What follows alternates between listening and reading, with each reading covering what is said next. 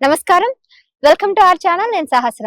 ప్రస్తుతం మనం టీసాట్ లో ఉన్నాము. సో టీసాట్ సిఇఓ అలాగే తెలంగాణ జర్నలిస్టుల అధ్యయన వేదిక అధ్యక్షుడు బోధనపల్లి వేణుగోపాల్ సార్ ఉన్నారు. సార్ తో మాట్లాడదాం. సో జనరల్ గా వేణుగోపాల్ సార్ అంటే కొన్ని విషయాలు మాత్రం అందరికీ తెలుసు. కాకపోతే ఆయన జర్నీ ఎట్లా స్టార్ట్ అయింది, ఆయన ప్రస్థానం రాజకీయంగా ఎక్కడి వరకు మొదలై ఎక్కడి వరకు వచ్చింది, అలాగే కాంగ్రెస్ ప్రభుత్వంలో ఆయన కీలక పాత్ర పోషిస్తున్నారు. ఇవన్నీ కూడా ఆయన మాటల్లోనే తెలుసుకునే ప్రయత్నం అయితే చేద్దాం. నమస్తే సార్. నమస్తే సార్, జనరల్ గా మీ గురించి అంటే కొంతమందికి అయితే తెలుసు, మీరు జర్నలిస్ట్ గా స్టార్ట్ అయ్యి ఇప్పుడు సిఇఓగా వరకు వచ్చారు. అలాగే ఎలక్షన్స్ ముందులో మీరు కాంగ్రెస్ ప్రభుత్వం రావడానికి చాలా కృషి అయితే చేశారు. కానీ మీ ఫస్ట్ నుంచి కూడా ఒక విద్యార్థి నాయకుడి నుంచి ఇక్కడ వరకు రావడానికి ఎట్లాంటి కష్టాలు పడ్డారు, అసలు మీ నేపథ్యం ఏంటి, మీ కుటుంబ నేపథ్యం ఏంటి ఒకసారి చెప్తారా? అంటే నేను టీసాట్ సిఇఓగా కావడానికి ముఖ్యమంత్రి రేవంత్ రెడ్డి గారు నన్ను ఇక్కడ అపాయింట్ చేశారు. ఒకటి, నన్ను ఈ సిఇఓగా నియమించినందుకు ప్రత్యేకంగా ముఖ్యమంత్రి గారికి నా యొక్క కృతజ్ఞతలు మీ ఛానల్ ద్వారా. సో నన్ను గుర్తించి ఈ అవకాశం ఇచ్చినందుకు బాధ్యతగా దీన్ని టీసాట్ను మరింత సక్సెస్గా నడిపే బాధ్యత నాపై ఉన్నది. ఒకటి, నా నేపథ్యము రైతు కుటుంబము. మా అమ్మ నాన్న వ్యవసాయం చేస్తారు. సో నేను 10th వరకు గ్రామంలోనే జెడ్పిహెచ్ఎస్ స్కూల్ వరకు చదువుకున్నాను. ఆ తర్వాత హైదరాబాద్కి వచ్చాను. సో హైదరాబాద్కి వచ్చిన తర్వాత పూర్తి చేసుకుని అంటే పీజీ వరకు చదివాను. పీజీ వచ్చేసి తెలంగాణ యూనివర్సిటీలో పూర్తి చేసుకున్నాను. సో అది ఎంఏ మాస్ కమ్యూనికేషన్, జర్నలిజం చేస్తారు. ఎంఏ మాస్ కమ్యూనికేషన్ తెలంగాణ యూనివర్సిటీలో ఉన్నప్పుడు ఎన్ఎస్ఏ అధ్యక్షునిగా కూడా ఎన్ఎస్ఏ అధ్యక్షుని కూడా పనిచేసిన విద్యార్థి రంగం. సో ఆ తర్వాత ఎంఏ మాస్ కమ్యూనికేషన్ చేసినాం కదా, మీడియాలోకి పోవాలి, ఏదైతే చదువుకున్నామో అందులోకి అదే చేయాలి అని చెప్పి మీడియాలోకి వచ్చినాం. మీడియాలో మొట్టమొదటిగా ఐన్యూస్లో జాయిన్ అయ్యాను. సో ఐన్యూస్లో ఢిల్లీ ప్రతినిధిగా పనిచేసినాను. ఢిల్లీ ప్రతినిధిగా పనిచేసినప్పుడు తెలంగాణ మూమెంట్ అంతా కూడా అప్పుడే స్టార్ట్ అయింది. 2009లో స్టార్ట్ అయిన తర్వాత తెలంగాణ ఉద్యమంలో కూడా మేము చాలా అగ్రెసివ్గా పనిచేసినాము. ఆ టైంలో అనేక అంశాలు, కొంత అవమానాలు కూడా జరిగినాయి, అంటే మిగతా తోటి జర్నలిస్టులతో. సో కానీ తెలంగాణ ఏర్పాటు కావాలనే దాంతో కొంత మేమందరం కూడా అక్కడ ఉన్న ఢిల్లీ జర్నలిస్టులు అందరం కూడా కలిసి పనిచేస్తాం. మీకు జర్నలిస్ట్ అవ్వాలని ఎప్పుడు అనిపించింది అసలు? జనరల్గా నేను ఎంఏ మాస్ కమ్యూనికేషన్ పీజీలో సీట్ వచ్చిన తర్వాత ఎట్లాగో ఇది చదువుకున్నాం కాబట్టి జర్నలిజం బాగుంటది అని జనరల్గానే ఆలోచన వచ్చింది. అంటే ప్రజా సమస్యల గురించి మీరు పోరాడాలని అప్పటి నుంచి అనిపించిందా? జనరల్గా నేను ముందు మీడియాలోకి వచ్చిన తర్వాత కేసీఆర్ గారి 2వ ప్రభుత్వము ఏర్పడిన తర్వాత ప్రభుత్వంలో జరుగుతున్న కొన్ని నిర్ణయాల వల్ల జర్నలిస్టులు ఎవరు ప్రశ్నించలేని సమయంలో మేము అధ్యయన వేదిక పెట్టి ఖచ్చితంగా కూడా అనేక సమస్యలను ప్రభుత్వ దృష్టికి ప్రశ్నించాలని ఒక ఆలోచన అప్పుడు వచ్చింది. సో మనము కెరీర్ ప్రారంభించి జర్నలిజంలోకి వచ్చిన క్రమంలో కాలానుగుణంగా ఇట్లాంటి ఆలోచనలు వచ్చినాయి. అధ్యయన వేదిక పెట్టినాము. దాదాపుగా 40-50 సమావేశాలు ఏర్పాటు చేసి అనేక ఇష్యూస్ మీద మేము ఆ ప్రభుత్వం మీద మేము అనేక సమావేశాలు పెట్టి మెయిన్గా ఇంటలెక్చువల్స్తోని, రిటైర్డ్ ఇంజనీర్లతోని, బాధితులతోని, ధరణి అంశాలపైన, పోడు భూములపైన, ఇరిగేషన్ పైన, కాళేశ్వరం పైన, ఇట్లా ప్రత్యేక మీడియా స్వేచ్ఛ పైన కూడా ఆ రోజు మీడియా స్వేచ్ఛ లేని పరిస్థితి ఉన్నది. సో ఆ పరిస్థితిలో కూడా కొన్ని అంశాలు ప్రభుత్వం దృష్టికి తీసుకువెళ్ళే ప్రయత్నం మా వంతుగా మేము ప్రయత్నం చేసినాం. సో ఇక అప్పుడు చేసిన ప్రయత్నంలో భాగంగా కొంత మనకు గుర్తింపు కూడా వచ్చిందేమో నేను అనుకుంటున్నాను. సో అందులో భాగంగా ఈ కాంగ్రెస్ ప్రభుత్వం ఏర్పడము, రేవంత్ రెడ్డి గారు ముఖ్యమంత్రి కావడము, నన్ను టీసాట్ సిఇఓగా నియమించడం జరిగిపోయింది. ఇంతమంది జర్నలిస్టులు ఉన్నప్పుడు రేవంత్ రెడ్డి మిమ్మల్ని ఎందుకు ఎంచుకున్నారు? అంటే మమ్మల్ని ఎందుకు ఎంచుకున్నారు అనే దాని మీద వస్తే, నేను దానికి ఎంచుకున్న దానికన్నా కూడా మమ్మల్ని గుర్తించారని నేను భావిస్తాను. ఎందుకంటే జర్నలిస్ట్గా మేము చేయాల్సిన పని మేము చేసినాము. చాలామంది అందరూ తెలుసుకొని చేయాల్సిన పని చేసాం.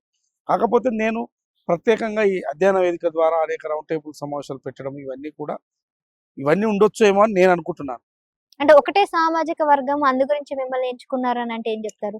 ఇప్పుడు అట్లా అనుకుంటే చాలా మంది ఎమ్మెల్యేలు గెలిచారు కదా, చాలా మంది ఎమ్మెల్యేలు గెలిచారు ఉమ్. సామాజిక వర్గాలే అనుకుంటే.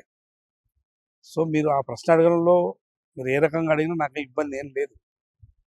చాలా మంది ఉన్నారు, నేను ఒక్కనే లేదు కదా సామాజిక వర్గంలోనే, అంటే చాలా మంది ఉన్నారు కదా, అనేక రకాలుగా వివిధ జిల్లాల్లో ఉన్నారు కదా.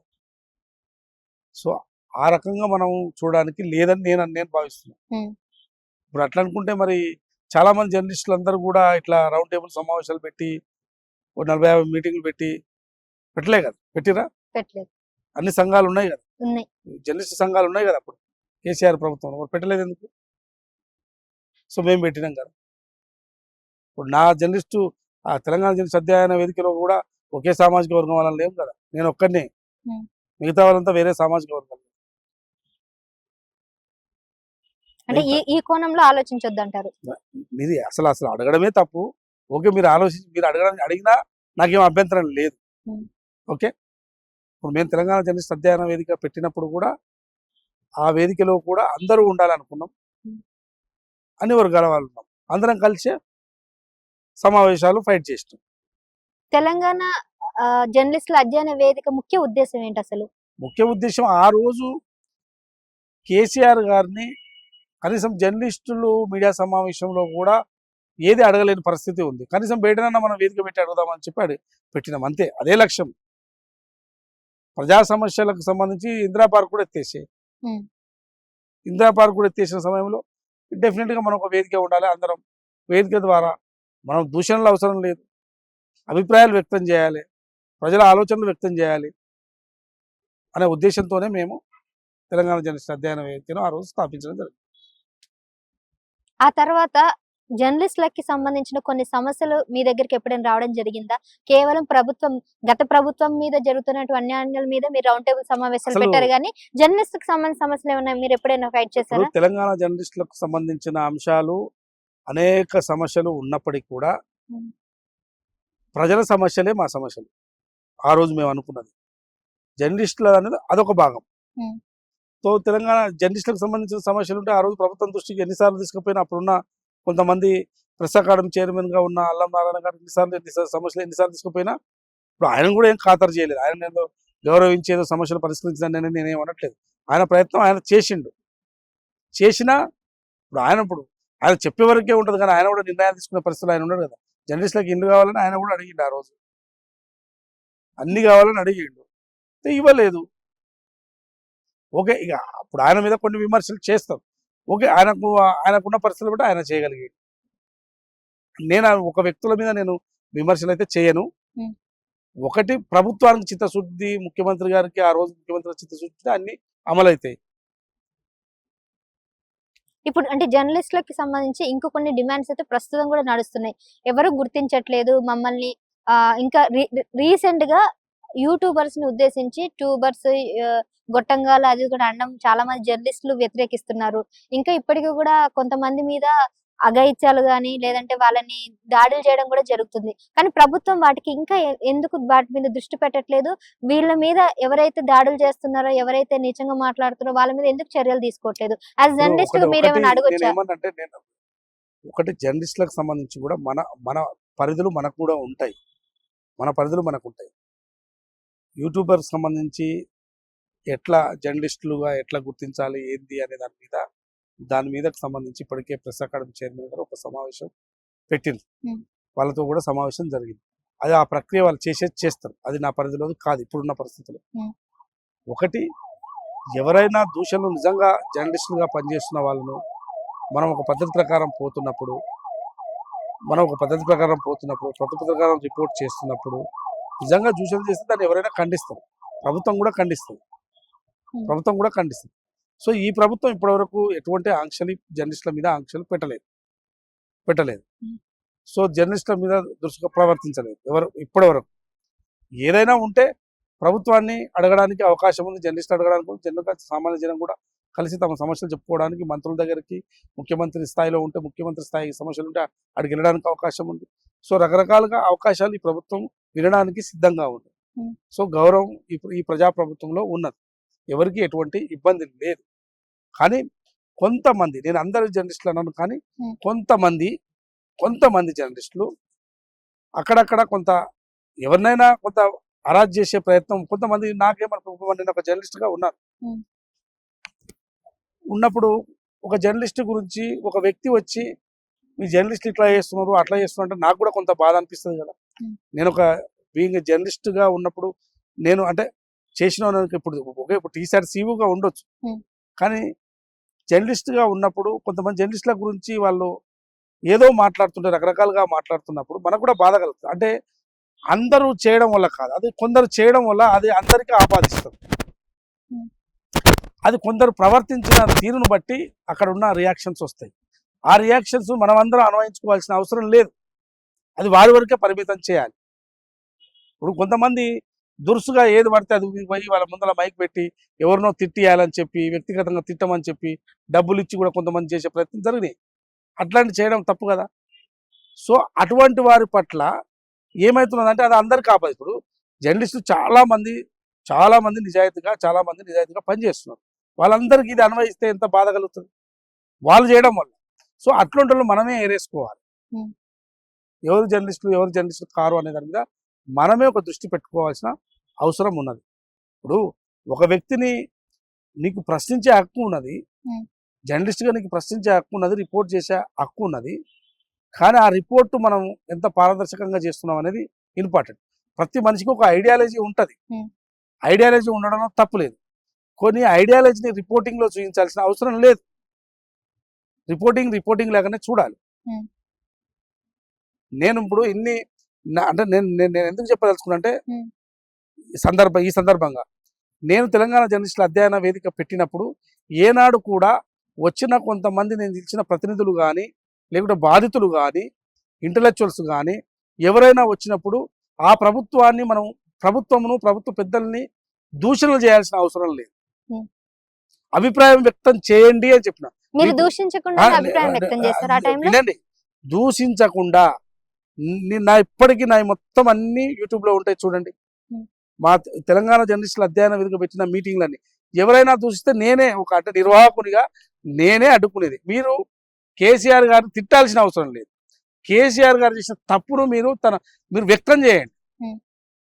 వ్యక్తిగతంగా మీరు తిట్టాల్సిన అవసరం లేదు. Hmm. కేసీఆర్ గారు చేసిన విధానాల మీద ఆయన తప్పులను మీరు ఎత్తి చూపండి అంతే. కాళేశ్వరంలో ఇది తప్పు జరిగింది, ఇది కాదు, ఇట్లా చేయాల్సి ఉండే, మీరు ఇది అనువైన ప్లేస్ కాదు, ఇసుక దిమ్మల మీద కట్టిర్రు, ఇది అనువైన ప్లేస్ కాదు అని చెప్పి ఒక రిటైర్డ్ ఇంజనీర్లు వ్యక్తం చేయాలి. కానీ అందులో కొంతమంది ఆక్రోశంతో తిట్టే ప్రయత్నం ఏమైనా చేస్తే తిట్టకండి, మీ అభిప్రాయం వ్యక్తం చేయండి అనే చెప్పినాం. సో అభిప్రాయాన్ని వ్యక్తం చేయాలి. ఆ ఒపీనియన్ వ్యక్తం చేస్తే నిజంగా తప్పు జరిగింది అని చెప్తే ప్రభుత్వాన్ని కూడా సవరించుకోవడానికి అవకాశం ఉంటుంది. మేము ఆ రోజు కూడా అదే పని చేసినాం. Hmm. కొంత అంటే మీరు అన్నందుకు, జర్నలిస్టులు అన్నందుకు నేను చెప్తున్నా తప్ప ఇదంతా ఎందుకు చెప్తున్నానంటే జర్నలిస్టులకు సంబంధించి ఒకరో ఇద్దరో చేసిన తప్పులకు మంచి జర్నలిస్టులకు అనువయించే పరిస్థితి వస్తుంది. ఆ పరిస్థితి రాకుండా మనమే జాగ్రత్త తీసుకునే ప్రయత్నం చేయాలి. మీరు టీసాట్ సీఈఓ అయిన తర్వాత జర్నలిస్ట్ కి సంబంధించి సమస్యలను ఇప్పటికీ కూడా మీరు పరిష్కరిస్తున్నారా, లేదంటే జర్నలిస్టులకని కాకుండా ప్రజా సమస్యల గురించి ఇంకా మీరేమైనా పరిష్కరిస్తున్నారా? అంటే టీసాట్ బాధ్యతలే కాకుండా ఒక అధ్యక్షుడిగా నాకు ఏ పరిధి ఉందో నేను ఆ పరిధిలోనే పనిచేస్తాను. యాజ్ ఎ టీసాట్ సీఈఓగా నాకు ఈ ఉద్యోగం ఇచ్చినారు.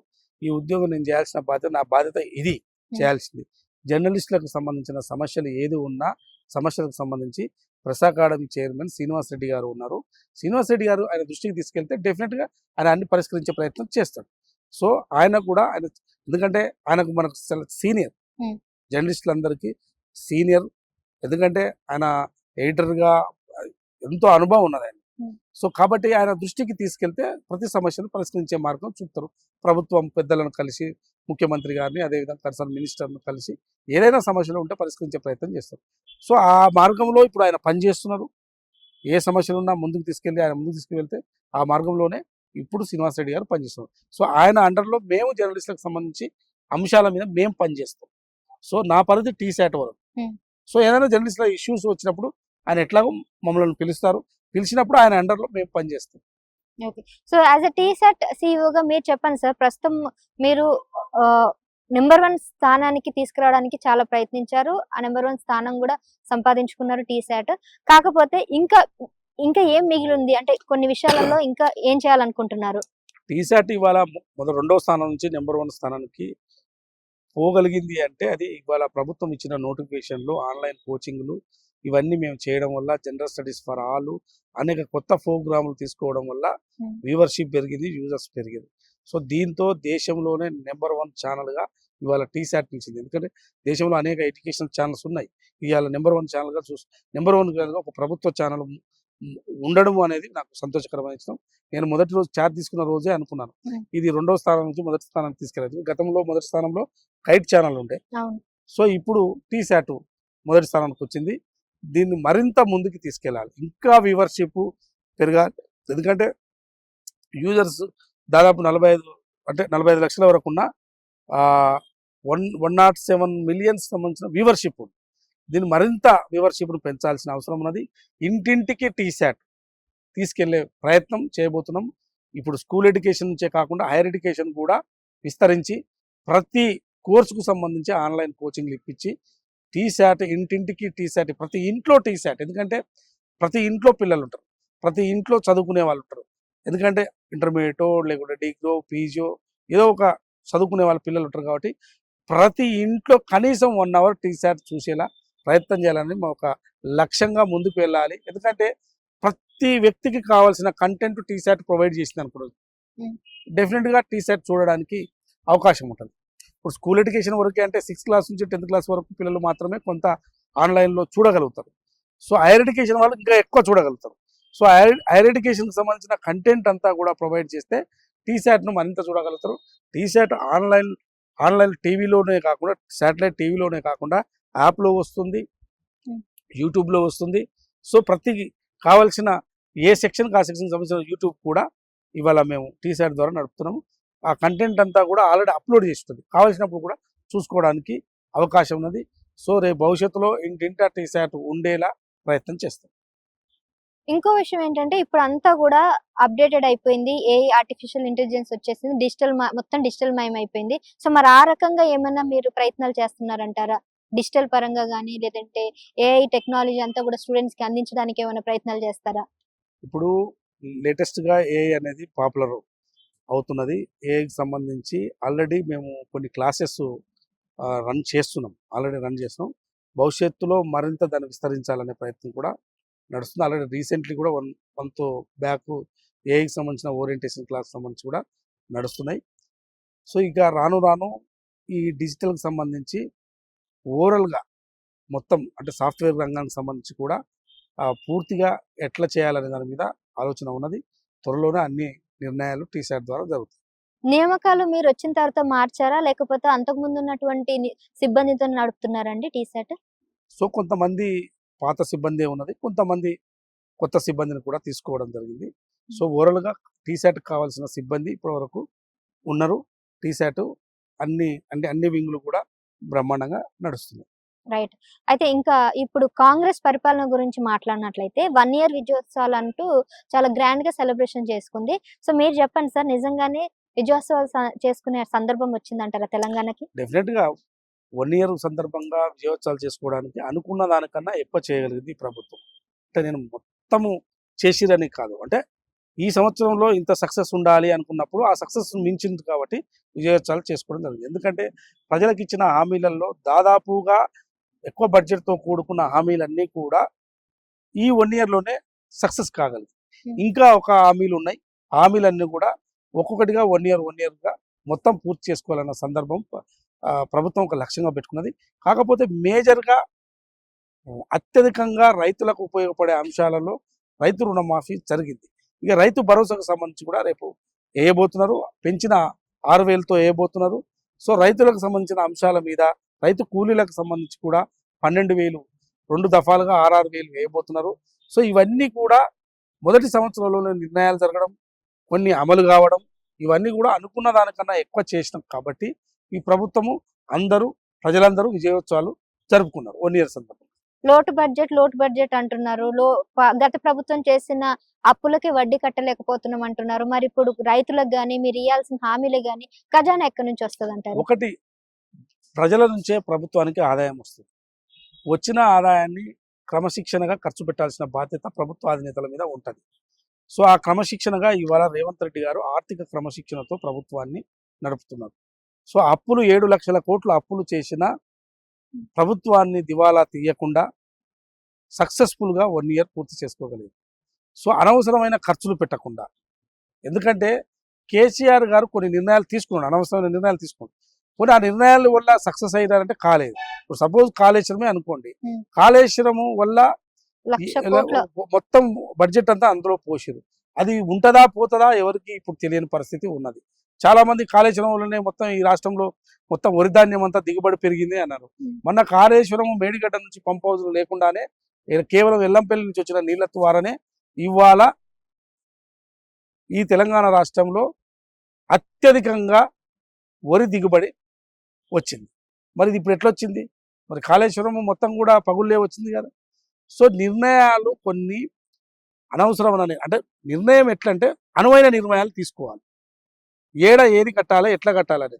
సో నువ్వు కాళేశ్వరము ఎక్కడ కడితే బాగుండేది, ఎడ కడితే బాగుండేదని కొంచెం ఆలోచన లేకుండా ముఖ్యమంత్రిగా తన నిర్ణయాలు తానే ఇంజనీర్ అయితే తీసుకున్నాడు. రిటైర్డ్ ఇంజనీర్ అంతా దానంతా విమర్శలు చేశారు. ఎందుకు తప్పుడు నిర్ణయాలు తీసుకున్నారు అని చెప్పి రిటైర్డ్ ఇంజనీర్ కూడా ఆ రోజు విమర్శించారు. సో నిర్ణయాలు ప్రభుత్వంలో క్రమశిక్షణగా జరిగితే ఏదైనా సక్సెస్ సాధించగలుగుతుంది.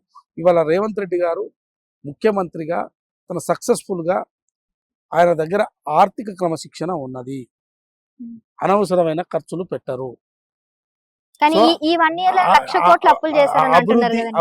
ఇప్పుడు 7 లక్షల కోట్లు అప్పులు చేసినప్పుడు డెఫినెట్ గా తీసుకోవాల్సి ఉంటది. మళ్ళీ యథావిధిగా దాన్ని ఏ విధంగా దాన్ని చేసిన అప్పులను ఎలా తీర్చాలనే దాని మీద కూడా ఒక ప్రణాళిక ప్రభుత్వానికి ఉంటది. చేసిన మరి అప్పులు చేసింది కదా, ఈ అప్పులకే కట్టాలంటే కుదరదు కదా, మళ్ళీ ప్రభుత్వ వ్యవస్థ నడవాలి కదా. సో ఇప్పుడు ఒక ఆర్థిక క్రమశిక్షణతో నడుస్తున్నది.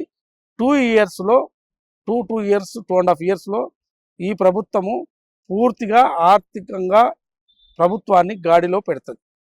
సో వాళ్ళు చేసిన విధ్వంసాన్ని సరిదిద్దగలుగుతారని నాకు నమ్మకం ఉన్నది. కానీ వచ్చిన బీఆర్ఎస్ నుంచి వచ్చిన నాయకులంతా కూడా మళ్ళీ తిరిగి బీఆర్ఎస్ లోకి వెళ్ళిపోతున్నారు అనే ఒక సమాచారం ఉంది. దీనికి ఏం చెప్తారు? నేను నాయకులు ఎవరో నాకు తెలియదు, మీరు అంటున్నది ఎవరో నాకు తెలియదు. తెల్లం వెంకట్రావు, కడియం శ్రీహరి, దానం నాగేందర్ వీళ్ళందరి మీద వేటుపడే అవకాశం ఉంది. ఆలోచన అంటే ఇప్పుడు వాళ్ళు ఏమనుకుంటారో మీరే ఆలోచన చేసి చెప్తే నేనేం చెప్పలేను.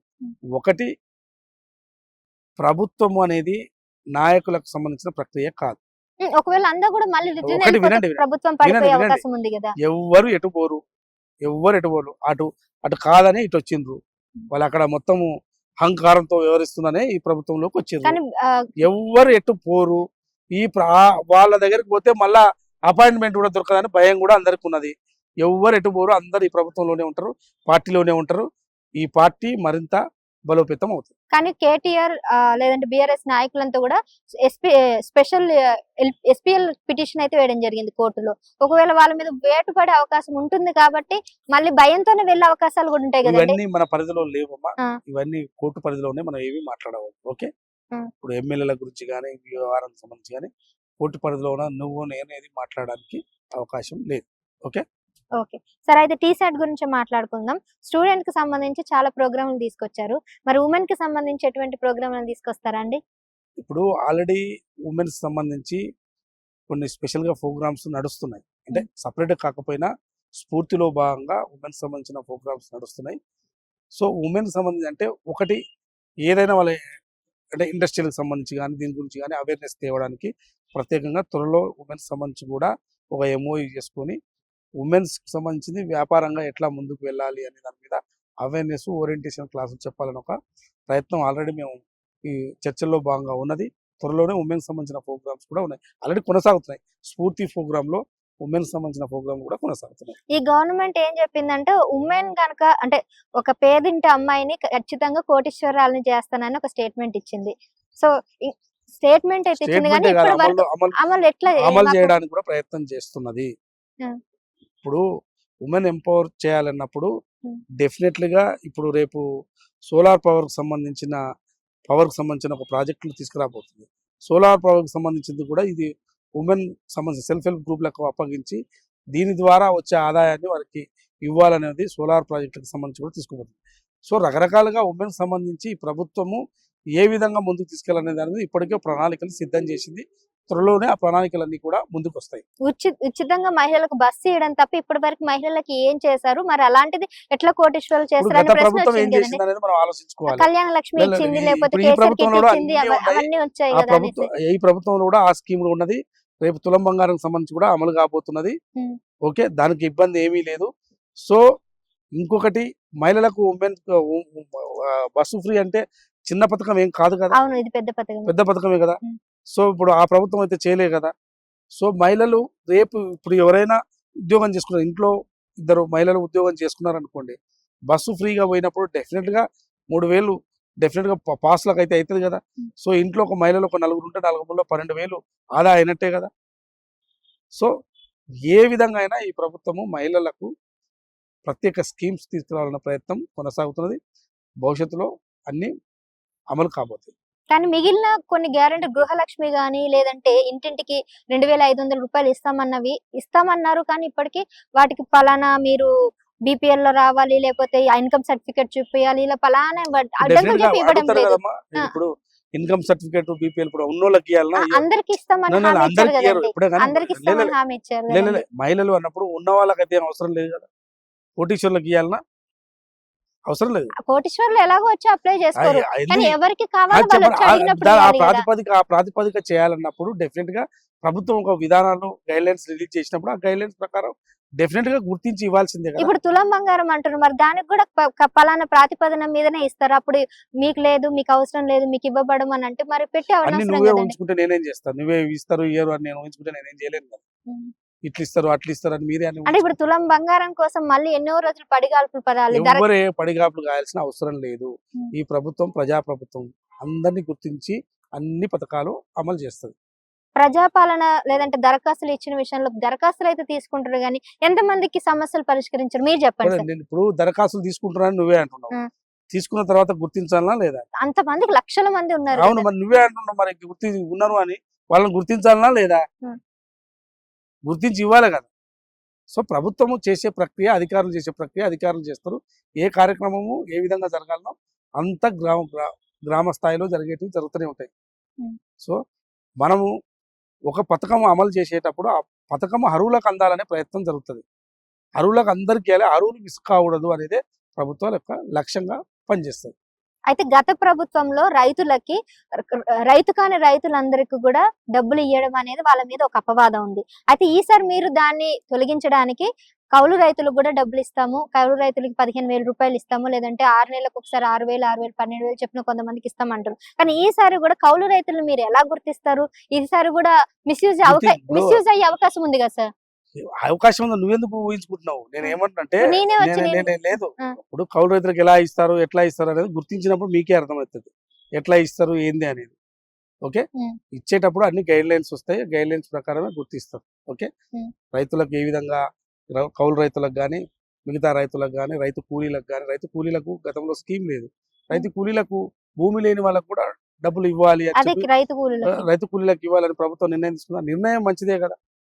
నిర్ణయం అమలు చేస్తున్నప్పుడు కొన్ని ఒడిదుడుకులు వస్తే దాన్ని సార్ట్అవుట్ చేసుకుంటూ స్కీమ్ని అమలు చేస్తారు. ఇక నువ్వు ఎట్లా ఇస్తారు ఎలా ఇస్తారు అది అవుతుందా కాదా అని ఊహించుకుంటే ముందరేసుకొని కూర్చుంటే ఏది కాదు.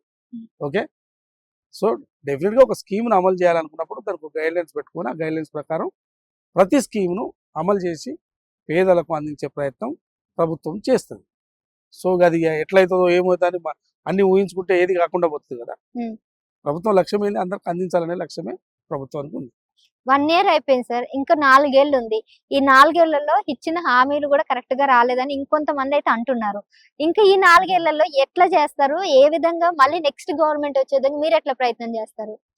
ఇప్పుడు ప్రభుత్వానికి 5 సంవత్సరాలు మ్యాండేటరీ ఇచ్చింది. 5 సంవత్సరాల్లో అన్ని అమలు చేయాల్సిన బాధ్యత ప్రభుత్వం పైన ఉంది. ఇప్పటికే 1 year లో అనుకున్న దానికన్నా ఎక్కువ చేయగలిగినాం అనేది ప్రభుత్వం యొక్క లక్ష్యంగా పెట్టుకున్నది. భవిష్యత్తులో ఇంకా ఏమేమి మిగిలి ఉన్నాయో అవన్నీ కూడా పూర్తి చేయాలనే ఒక లక్ష్యంగా ముందుకు బాధ్యతతో ముందుకెళ్తుంది.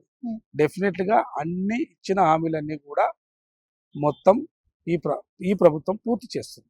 దాంట్లో ఎటువంటి శశబిషలు లేవు. సో ఒక్కొక్కటిగా అమలు అవుతున్నది. సో ఆ అమలు ప్రక్రియ ఏది ప్రయారిటీ అనేది తీసుకున్నారు. రైతులు ముందు ప్రయారిటీ, రైతు రుణమాఫీ ప్రయారిటీ, రైతు కూలీలు ప్రయారిటీ. సో రైతులకు ప్రయారిటీ తీసుకుంది. మొట్టమొదటి ప్రయారిటీ రైతులకు తీసుకున్నది. మొట్టమొదటి మహిళలకు సంబంధించి బస్సు ప్రయారిటీ, ఫ్రీ బస్సు ప్రయారిటీగా తీసుకున్నది. పేదలకు 200 యూనిట్లు ఫ్రీగా ఇవ్వాలనేది ప్రయారిటీ, అది తీసుకున్నది. సో ఇట్లా ప్రయారిటీ బేస్డ్లో మెయిన్ పేదల వైపు ఏమీ లేని వారికి మనము మొదటగా స్కీమ్లు అమలు చేయాలనేది టార్గెట్గా ప్రభుత్వం పెట్టుకుంది.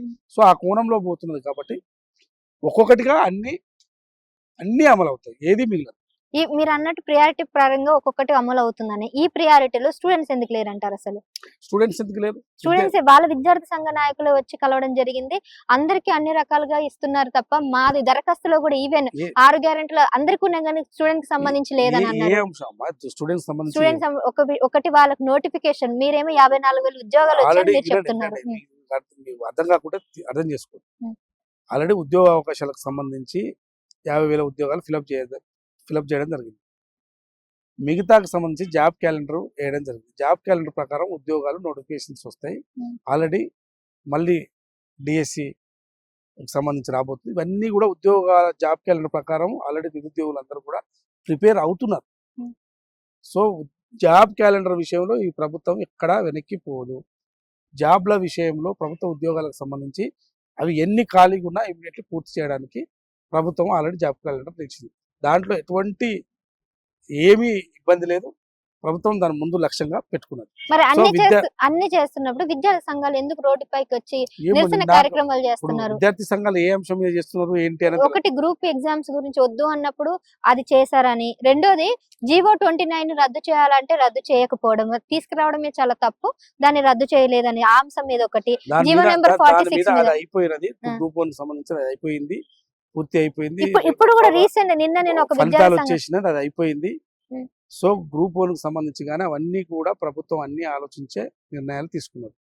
సో ఏదైనా విద్యార్థుల మేలు కోరే ప్రభుత్వం చేస్తుంది. విద్యార్థులకు వ్యతిరేకంగా ఈ ప్రభుత్వం పోదు, గత ప్రభుత్వం లాగా పోదు. ఏదైనా సమస్యలు ఉంటే వాళ్ళు అడగొచ్చు, ప్రభుత్వం పిలుస్తుంది, వాళ్ళతో మాట్లాడుతుంది, చర్చలు జరుపుతుంది, వాళ్ళకి కావాల్సిన అవసరాలు నిర్ణయాలు తీసుకుంటుంది. సరే, ఇవన్నీ ఇంకా పక్కన పెడితే జాబ్ విషయంలో లేకపోతే ఐటీ సెక్టర్ విషయంలో కేటీఆర్ ఇక్కడ ఐటీ రంగాన్ని చాలా డెవలప్ చేశారు. రేవంత్ రెడ్డి మాత్రం ఆ విధంగా వెళ్ళలేకపోతున్నారు ముందుకి అనే ఒక కేటీఆర్ కన్నా బ్రహ్మాండంగా చేస్తున్నారు. కేటీఆర్ ఏమీ చేయలేదు.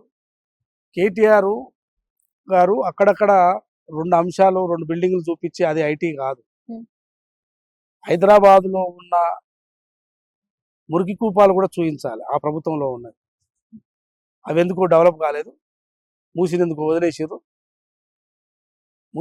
వదిలేసారు. మూసి ప్రక్షాళన మీద చాలా మంది ప్రక్షాళన వైపు అందరూ చేయాలని అంటున్నారు. ఎవరో ఒకరో ఇద్దరు కొంత ఒప్పుకోవట్లే. అక్కడ ఉన్న నివాసితులే ఆల్రెడీ కొంతమంది మాకు ఇల్లు అని పోయింది, అది చూడలేదేమో. అది తీసుకొస్తే నేను చూపిస్తా, వాళ్ళే ఈ మురికి కూపంలో మేమెందుకు ఉండాలి అని. ప్రభుత్వం వాళ్ళకి మంచి నివాసాలు ఇస్తే డెఫినెట్ గా వాళ్ళు పోతారు. ఇవ్వకుండా పోమంటే ఎవరు పోరు. ఇచ్చే ప్రయత్నమే ప్రభుత్వం చేస్తుంది. దానికి అందరూ సపోర్ట్ చేయాలి. సో ఇవాళ హైదరాబాద్ అనేది అభివృద్ధికి పూర్తి అనువైన ప్లేస్.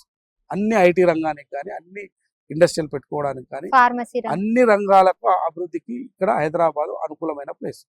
సో ఇది మొత్తం ఏదో కేటీఆర్ మొత్తం ఏదో కట్టేసిండు అని ఏదో ప్రచారం చేసుకుంటే అది అయ్యేది కాదు. ఒకటి, ఆయన చేసింది తక్కువ, ప్రచారం చేసుకున్నది ఎక్కువ. ఏమున్నది, ఇవన్నీ హైదరాబాద్లో ఇవన్నీ నిర్మాణాలన్నీ జరిగినాయని కాంగ్రెస్ ప్రభుత్వం ఉంది కదా. ఔటర్ రింగ్ రోడ్ అయినా వాళ్ళు పెట్టిరా?